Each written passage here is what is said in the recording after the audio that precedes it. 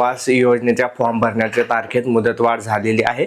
आधी ही तारीख 30 एप्रिल 2025 होती, परंतु खूप लोकांची अजूनही फॉर्म भरणं सुरू आहे। कोणाकडे जॉब कार्ड नाही आहे, ते कोणाकडे डॉक्युमेंट मध्ये त्रुटी आहे, कोणाचा आधार कार्ड वरती स्पेलिंग मिस्टेक आहे, असे खूप सारे प्रॉब्लेम्स येत आहेत।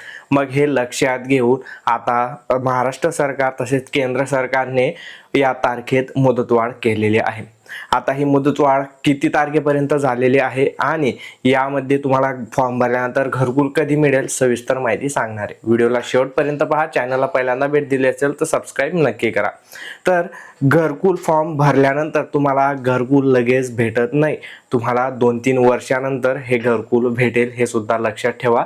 आणि जे व्यक्ती किंवा जे लाभार्थी आता फॉर्म भरतील तर त्यांना जवळपास 2 लाखापर्यंतचं अनुदान भेटणार आहे आणि ज्यांनी आधी भरलेला आहे फॉर्म तर त्यांना 1,20,000